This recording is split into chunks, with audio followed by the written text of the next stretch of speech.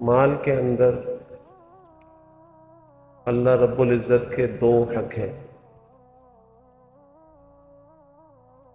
مال کے اندر اللہ رب العزت کے دو حق ہیں۔ پہلا حق تو یہ کہ اللہ کے حکم کے مطابق کمایا، اور دوسرا حق یہ اللہ کے حکم کے مطابق خرچ کیا۔ یہ دو حق ہیں۔ اب اسی کے اندر سے معاملات ایک شاخ ہے، ان دو حقوق کے اندر سے نکل جس میں حقوق العباد بھی آ جاتا ہے۔ پھر حضرت فرمایا کرتے تھے ہمارے کہ اگر معاملات کا دین نہیں سیکھا اور عبادات کا دین سیکھ لیا تو یہ جو معاملات والے ہیں سارے عبادت کے حقوق لے اڑیں گے۔ کیا مطلب ہے اس بات کا؟ اس بات کا مطلب یہ کہ اگر میرے معاملات تجارت کرنے میں صحیح نہیں، لین دین میں صحیح نہیں، آپس میں ایک دوسرے سے امانت داری کے اندر صحیح نہیں، تو یہ جو عبادت کرنے والے لوگ ہیں، نماز پڑھ رہے ہیں، روزہ رکھ رہے ہیں، حج کر رہے ہیں، عمرہ کرنے کے اندر لگے ہوئے، تو ان کے معاملات ہی صحیح نہیں ہوں گے تو ان کی عبادتیں ان معاملات والوں کو دے دی جائیں گی۔ اس کا مطلب یہ کہ عبادات کا دین سیکھا اور معاملات کا دین نہیں سیکھا تو ساری عبادتیں معاملات والوں کو دے دی جائیں گی۔ اور حدیث کے اندر ایسا ہی آتا ہے کہ حضور صلی اللہ علیہ وسلم نے فرمایا صحابہ کرام رضوان اللہ علیہ مجمعین سے کہ میری امت کا مفلس تمہیں معلوم ہے کون ہے؟ تو صحابہ کرام رضوان اللہ علیہ مجمعین نے فرمایا یا رسول اللہ صلی اللہ علیہ وآلہ وسلم، ہمارے یہاں تو مفلس وہ ہے جس کے پاس نہ درہم ہے، نہ دینار ہے، نہ گھر ہے، نہ بار ہے، جس کے پلے ہی کچھ نہیں۔ ہمارے یہاں تو مفلس اس کو کہتے ہیں۔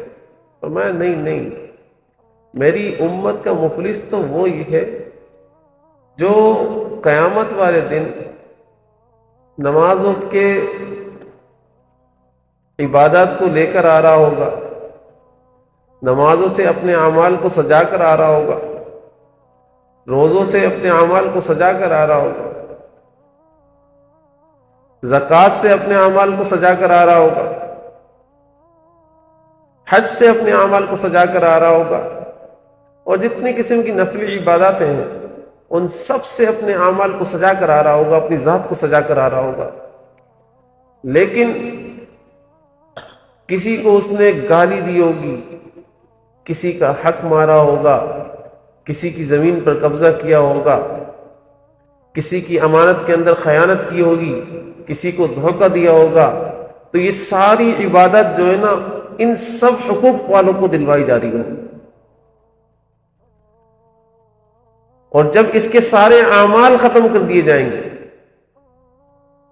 تو اب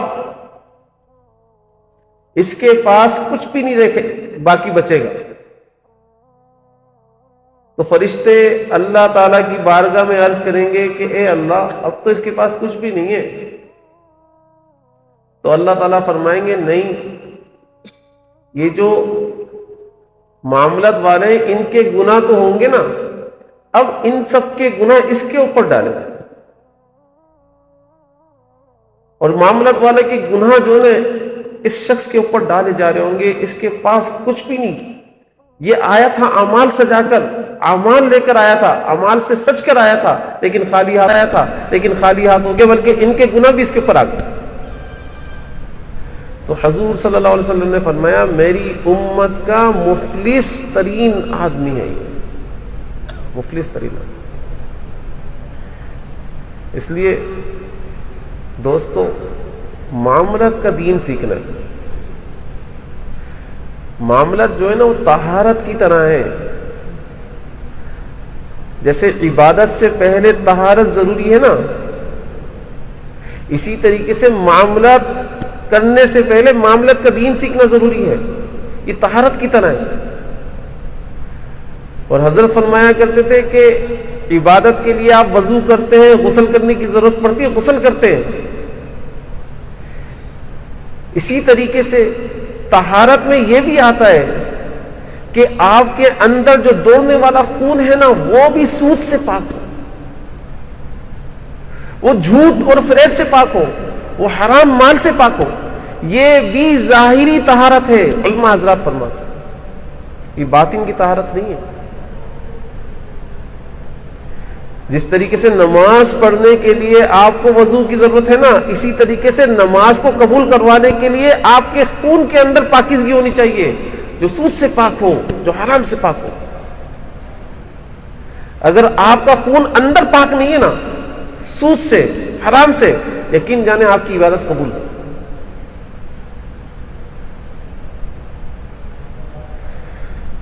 حضرت فرمایا کرتے تھے لقمہ سمندر ہے، خیالات اس کے موتی ہیں۔ جیسا بندہ لقمہ کھاتا ہے نا ویسے ہی اس کے اندر خیالات پیدا ہوتے ہیں۔ اگر میرا لقمہ حرام کا ہے تو یقین جانے خیالات بھی میرے اندر گناہ کے پیدا ہو رہے ہوں گے۔ کبھی کسی کو دھوکہ دینے کا دل چاہ رہا ہوگا، کبھی کسی کی غیبت کرنے کا دل چاہ رہا ہوگا، کبھی کسی کے اوپر الزام لگانے کا دل چاہ رہا ہوگا، کبھی گھر کے اندر انتشار مچانے کا دل چاہ رہا ہوگا، بیوی بچوں کے ساتھ بیٹھا ہوا ہوگا لڑائی کر رہا ہوگا۔ بیوی بچوں کے بارے میں اس کے دل کے اندر، اس کے دماغ کے اندر خیالات عجیب گناہ والے چل رہے ہوں گے۔ جن احباب سے یہ ملتا ہوگا ان کے بارے میں عجیب گناہ والے خیالات چل رہے ہوں گے، یہ بدگمانی لے کر بیٹھا ہوا ہو۔ تو اگر کسی کے دل کے اندر ایسے وسوسے آ رہے، ایسے خیالات آ رہے، تو اس کو لازم ہے کہ وہ چیک کرے کہ وہ اس کی کمائی کیسی ہے، اس کا لقمہ کیسا ہے۔ یہ 100% حرام لقمے کی وجہ سے آ رہا ہے۔ بعض اوقات ایسا ہوتا ہے نا خود کی کمائی حلال ہوتی ہے، لیکن آس پاس دوست احباب کے ذریعے سے کچھ نہ کچھ کھاتے رہتے ہیں ہم لوگ، اور ان کی کمائی یا تو مشتبہ ہوتی ہے یا حرام ہوتی ہے، پتہ نہیں ہوتا ہمیں، اس کو معلوم کرنے کی بھی کوشش نہیں کرتے، تو اس کی وجہ سے بھی اثرات آ جاتے ہیں۔ ہم میں سے کون ایسا ہے جو وسوسوں سے پاک ہوگا؟ ہم میں سے کون ایسا ہے جس کے دل دماغ کے اندر نیگیٹو تھاٹس نہ آتے ہوں؟ کون ایسا ہے؟ منفی خیالات، یہ جو حرام کا لقمہ ہے نا، آپ کا یقین اور آپ کی توجہ اللہ کی ذات سے ہٹا دے۔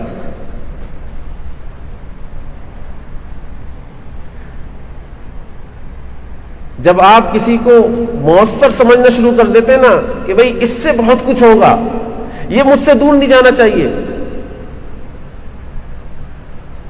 اور آپ کسی سے حسد کرنا شروع کر دیتے ہیں، تو حسد بھی خیالت کا نتیجہ ہوتا ہے۔ آپ کے دل کے اندر کسی کا کینہ پیدا ہو جاتا ہے تو یہ کینہ بھی خیالت کا نتیجہ ہوتا ہے۔ بڑی بڑی بیماریاں خیالت کا نتیجہ ہوتی ہیں۔ جب آپ کے دل دماغ کے اندر ہر وقت اس سے ہونے کا یقین ہوگا، یقین جانے آپ کے خیالات بھی اس کے بارے میں ہوں گے، چاہے غلط ہو چاہے صحیح ہو۔ کیوں؟ کیونکہ اس خیال نے آپ کا یقین اللہ کی ذات سے ہٹا دیا اور مخلوق کے اوپر لگا دیا۔ تو لہذا حضرت کا جو جملہ ہے نا کہ لقمہ سمندر ہے خیالات اس کے میں، اگر حلال کا لقمہ ہوا، یقین جانے جب آپ نماز پڑھنے کے لیے کھڑے ہو رہے ہوں گے تو یہ حلال کا لقمہ ہونے کی وجہ سے جو جسم کے اندر خون دوڑ ہے اس کے اندر بھی پاکیزگی آئے گی، اس کے خیالات کے اندر بھی پاکیزگی آئے گی۔ اب آپ کے قلب کے اندر جو موتی جا رہا ہوگا وہ نسبت مع اللہ کا موتی جا رہا ہوگا، وہ تعلق مع اللہ کا موتی جا رہا ہوگا، اور نسبت مع اللہ کا موتی اللہ تعالیٰ چمکا رہے ہوں گے، اس کا اجمالی جو چمک ہے وہ قلب کے اندر آ رہی ہوگی اور اس کی تفصیل دماغ کے اوپر جاری ہوگی۔ آپ کام کرنے والوں کے ساتھ بیٹھے ہوں گے، ان کے ساتھ بدگمان نہیں ہو رہے ہوں گے، ان کی چھوٹی موٹی غلطیوں کی تعویلات کر رہے ہوں گے، ان کو سمجھا رہے ہوں گے، اپنے ماتحتوں کے ساتھ اچھا سلوک رکھ رہے ہوں گے۔ کیوں؟ کیونکہ آپ پوزیٹو ہوئے ہیں، آپ کے خیالات پوزیٹو ہوئے، اس لیے کہ آپ نے حلال کا لقمہ کھایا، اور اس حلال کے لقمے کی تاثیرات کیا ہوتی ہیں کہ اس نے آپ کو پوزیٹو کر دیا۔ اور آپ کو معلوم ہے نا، حدیث کے اندر آتا ہے کہ جیسا بندہ میرے بارے میں گمان کرتا ہے میں ویسا ہی چلتا ہوں۔ آپ کا خیال پوزیٹو ہوا تو آپ نے اللہ تعالیٰ کی ذات کو اپنے خیال کے ساتھ چلایا، پوزیٹو چلایا، اور اگر آپ کا خیال ہی نیگیٹو ہے تو آپ اللہ تعالیٰ کی ذات کو اپنے ساتھ نیگیٹو چلا رہے ہیں، کر رہے اللہ ہی ہے۔ لیکن یہ جو کرنے کے اندر آپ لگا رہے ہیں یہ اپنے خیال سے اللہ کو لگا رہے ہیں، اس لیے پازیٹو سوچیں، نیگیٹو کو نکالیں اپنے اندر سے، سوچوں کو نکالیں۔ ہمارے حضرت فرمایا کرتے تھے کہ حضور اکرم صلی اللہ علیہ وآلہ وسلم نے فرمایا، حدیث کے اندر آتا ہے کہ اللہ تعالیٰ کی ذات نے ایمان والے کو جو دنیا کے اندر نہیں لگایا نا، تو وہ اس لیے نہیں لگایا کہ اللہ تعالیٰ کی ذات نے اس کو اپنا محبوب بنانا تھا۔ تو جس کو اللہ تعالیٰ اپنا محبوب بناتے ہیں اس کو دنیا کے مشغلوں سے فارغ کر دیتے ہیں۔ اور حضرت فرمایا کرتے تھے کہ ایمان والے کو تجارت کے اندر لگایا ہی اس لیے تھا کہ ایمان والا اپنی حاجت کو چھپائے، لوگ دیکھیں تو سمجھیں کہ بھئی یہ تجارت کر رہا ہے، یہ کام کر رہا ہے، یہ نوکری کر رہا ہے، یہ کوئی کاروبار کر رہا ہے، اس لیے اس کی حاجت تو اس نوکری کے ذریعے سے، اس تجارت کے ذریعے سے پوری ہو جاتی ہوں گی۔ ہم ان لوگوں کو دیکھیں جو مستحق ہیں، اس کو حاجت کو چھپانا کہتے ہیں۔ اور حدیث کے اندر یہی بات آتی ہے کہ جس نے مخلوق سے اپنی حاجت کو چھپا لیا، اللہ تعالیٰ اس کے لیے سال بھر کی روزی آسان کر دیتے ہیں۔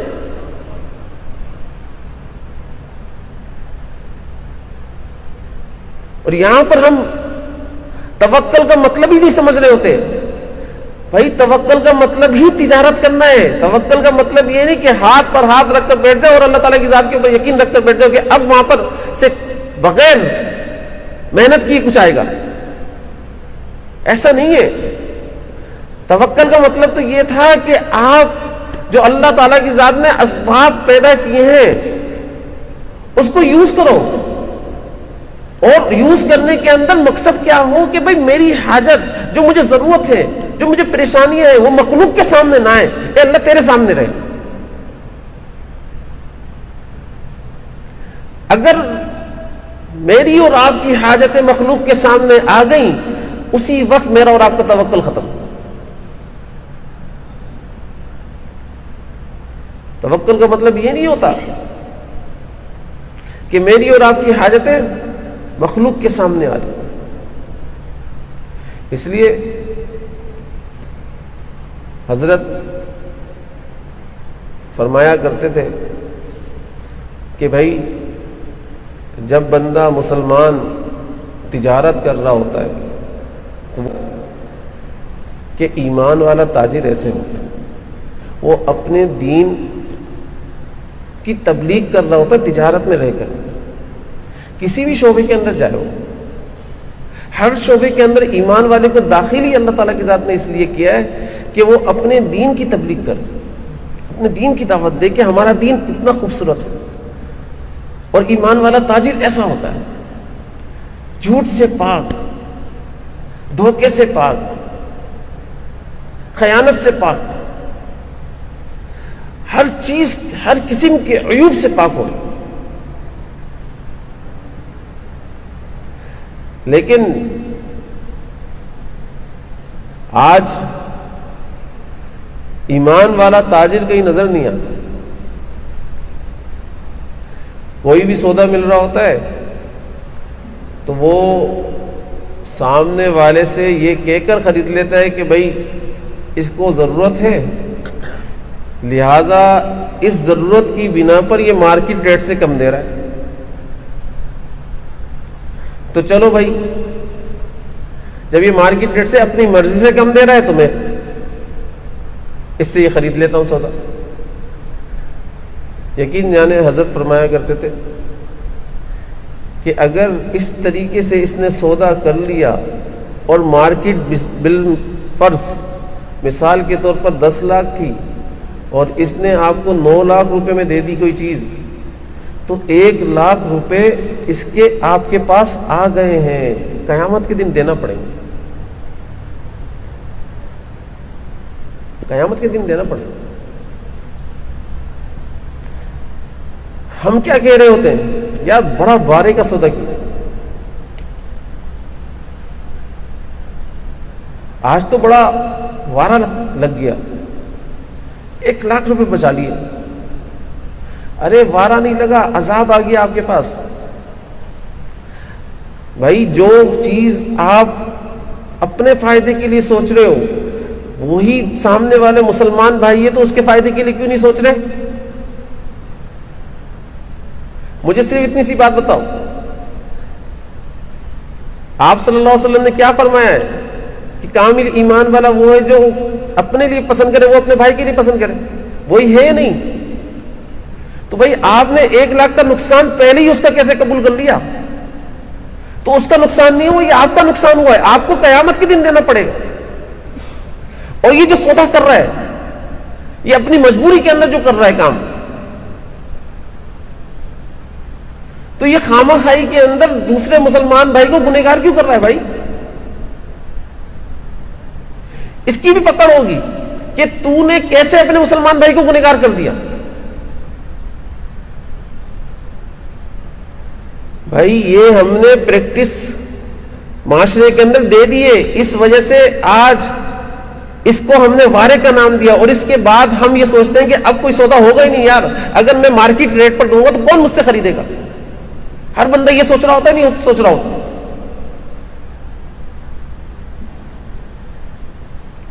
ارے بھائی آپ اس حکم کو لاگو تو کرو، اللہ تعالیٰ کی ذات غیب سے گاہک کو بھیجیں گے، غیب سے آپ کے سودوں کو کروائیں گے اللہ تعالیٰ، لاگو تو کرو۔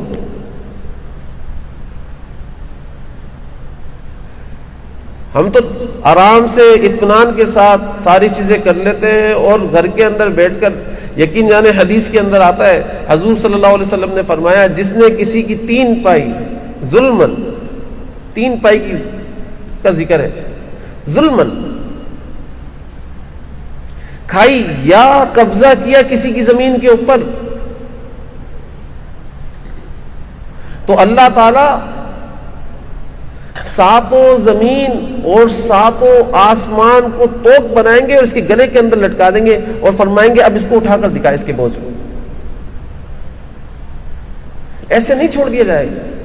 ایک حدیث کے اندر آتا 3 پائی کا ذکر کہ کسی کی 3 پائی کھائی تو 700 مقبول نمازیں دینا پڑیں گی اس کو اس 3 پائی کے اوپر۔ اگر پوری زندگی کا جائزہ لیا جائے نا تو ایک مقبول نماز بھی نہیں نکلے گی میری اور آپ کی جو اللہ تعالیٰ کی ذات کی بارگاہ میں قبولیت کا درجہ رکھتی ہو۔ ساری ادائیں نماز نکلیں گی، قبولیت والی نمازیں تو بہت کم ہوں گی. تو 3 پائے کے اوپر 700 مقبول نمازیں دینا پڑیں گی. اس لیے کام کرنے کے دوران کے اندر سوچنا پڑے گا کہ بھائی ہم جب کام کر رہے ہیں تو مسلمان بن کر کام کر رہے ہیں، اللہ کے رسول صلی اللہ علیہ وسلم کی سنت کو فالو کر کے کام کر رہے ہیں، اتباع کر کے کام کر رہے ہیں، یا صرف اپنے فائدے کے لیے کام کر رہے ہیں. ہمیں یہ سوچنا پڑے گا.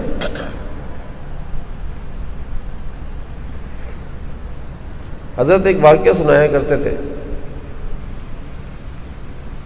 فرمایا کرتے تھے ایک شخص تھا مسلمان،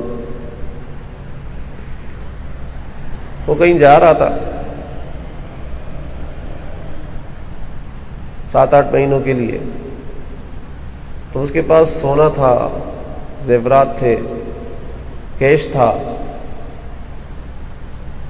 اور گھر بھی تھا. اس نے کیا کیا، گھر کو بھی بیچا. گھر کے پیسے بھی جو آئے وہ اپنے پڑوسی کو دے کر چلا گیا. اور پڑوسی تھا عیسائی، اس کو دے کر چلا گیا کہ چلو بھائی یہ میرے مال کا خیال رکھے گا، امانت میں خیانت نہیں کرے گا. 7-8 مہینے کے بعد جب واپس آیا تو اپنے مال کا تقاضا کیا کہ بھائی میرا مال واپس کرو. تو اس نے بولا کون سا مال، میں تو آپ کو جانتا بھی نہیں، میں تو آپ کو پہچانتا بھی نہیں، آپ کون ہو؟ فرمایا تمہارا پڑوسی بھائی، تمہارے ساتھ کھاتا تھا، بیٹھتا تھا، اٹھتا تھا، کیا ہو گیا تمہارے کو؟ بولا نہیں میں نہیں جانتا. اور کون سے مال کی بات کر رہے ہو؟ کوئی ثبوت ہے آپ کے پاس؟ اب اس کے پاس ثبوت نہیں. یہ 2-3 مہینے تک اس کے گھر کے چکر کاٹتا رہا، سوچتا رہا کہ کس طریقے سے اپنے مال کو واپس وصول کروں. پولیس میں چلا جاؤں، پولیس میں جاؤں گا تو میرے پاس ثبوت نہیں ہے، کیسے ثابت کروں گا؟ کورٹ چلے جاؤں، کورٹ کے اندر جاؤں گا، کیسے ثابت کروں گا؟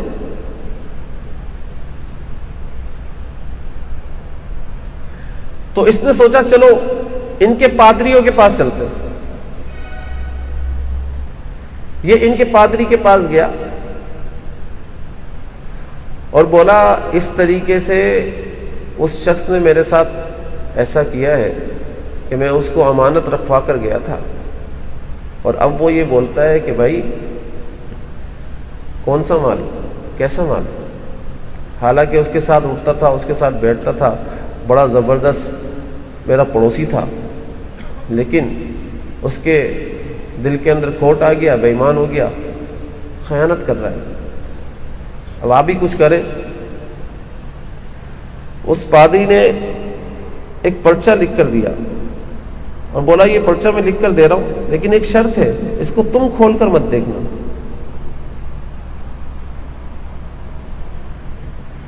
وہ پرچہ لے کر وہ اس کے پاس آیا، اس کو دیا کہ بھئی فلاں پادری نے یہ تمہارے کو دیا.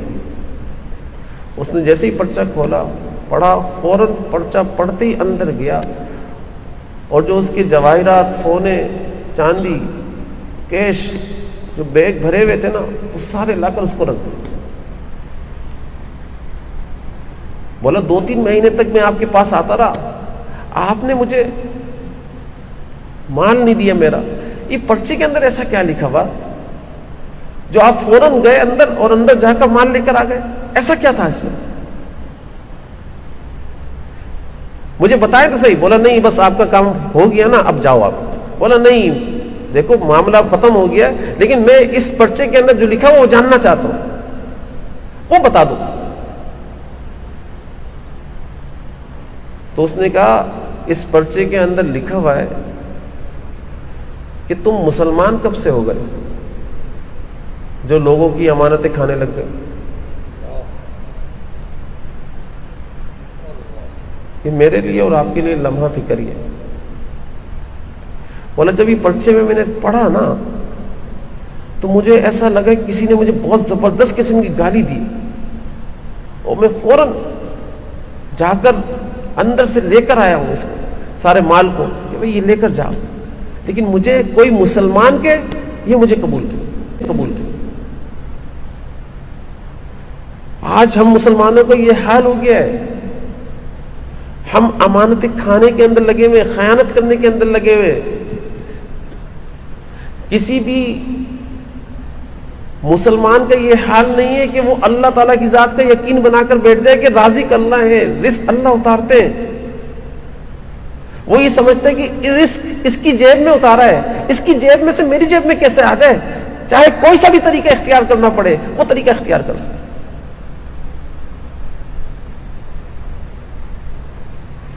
ارے مجھے تو بتاؤ آپ، برکات جو ہے نا اللہ تعالیٰ کی ذات جو قرآن شریف کے اندر فرما رہے ہیں وَمَن يَتَّقِ اللَّهَ يَجْعَل لَّهُ مَخْرَجًا، کہ جو تقوی اختیار کرتا ہے اللہ تعالیٰ اس کے نکلنے کا راستہ بنا دیتے ہیں، نکال دیتے ہیں اس کو مشکلات سے۔ جب میری کمائی کے اندر جھوٹ ہوگا تو یہ بات تقوی کے خلاف ہے یا نہیں ہے؟ جب میری کمائی کے اندر دھوکہ ہوگا یہ بات تقوی کے خلاف ہے یا نہیں ہے؟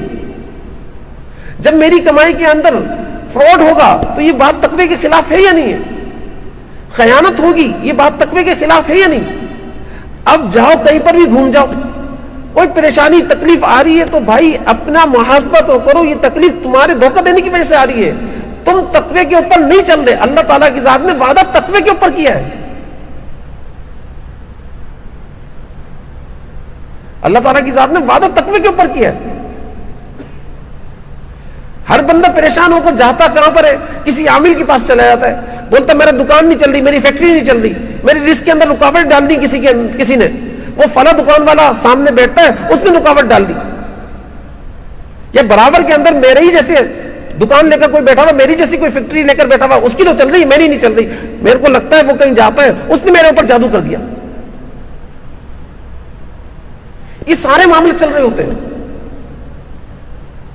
لیکن ذرہ برابر بھی محاسبہ کر کر دیکھا کہ بھائی یہ جو ساری چیزیں ہوئی ہیں میرے گناہوں کی وجہ سے ہوئی ہیں، میں نے اللہ کو ناراض کیا ہوا ہے، میں جھوٹ بولتا ہوں، میں دھوکہ دیتا ہوں، میں خیانت کرتا ہوں، میں مس کمٹمنٹ کرتا ہوں، یہ ساری چیزیں میں کرتا ہوں۔ تو بھائی جب ساری چیزیں تم کر رہے ہو مدد کیسے آئے گی؟ مدد تو تقوی کے اوپر ہے۔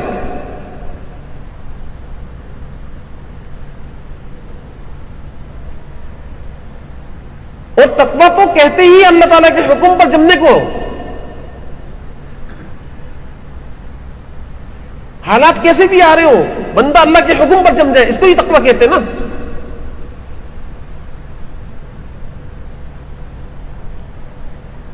جب بندہ تقوی اختیار کرتا ہے، یہ تقوی پر وعدہ ہے، وَيَرْزُقْهُ مِنْ حَيْثُ لَا يَحْتَسِبُ، اللہ تعالیٰ قرآن شریف کے اندر فرماتا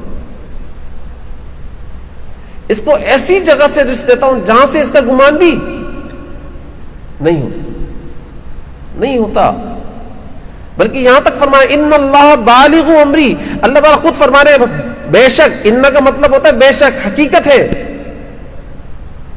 یہ شک کے بغیر بات ہے، اللہ تعالیٰ خود اس کے کام کو پہنچتا ہے، اللہ اس کے کام کو پہنچ کر خود کر رہا ہوتا ہے، یہ صرف تقوی کے اوپر بات کر رہا ہوں،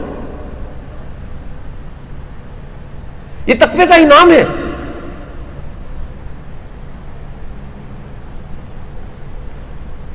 ایک صحابی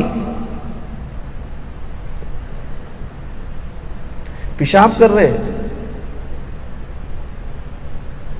اور دیکھا کہ ایک چوہا بل کے اندر سے جاتا ہے اور سونے کی اشرفی لا کر باہر پھینکتا ہے، دینار، اس طریقے سے بار بار جاتا ہے، بار بار جاتا ہے، بار بار جاتا ہے، 17 دینار لا کر باہر رکھ دیتا ہے۔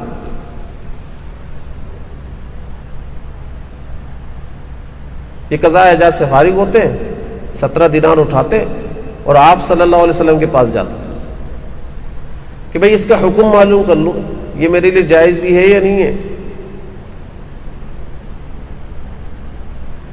آپ صلی اللہ علیہ وسلم کے پاس جا کر عرض کرتے ہیں یا رسول اللہ صلی اللہ علیہ وآلہ وسلم، میں تو قضاء حاجات کر رہا تھا، میں نے دیکھا ایک چوہا بار بار بل کے اندر جاتا ہے اور سونے کی اشرفی لے کر آتا ہے اور باہر ڈال دیتا ہے۔ تو آپ صلی اللہ علیہ وسلم نے فرمایا کیا تم نے اس بل کے اندر ہاتھ ڈالا تھا؟ فرمایا یا رسول اللہ میں نے تو ٹچ بھی نہیں کیا، میں تو صرف دیکھ رہا تھا اس کو۔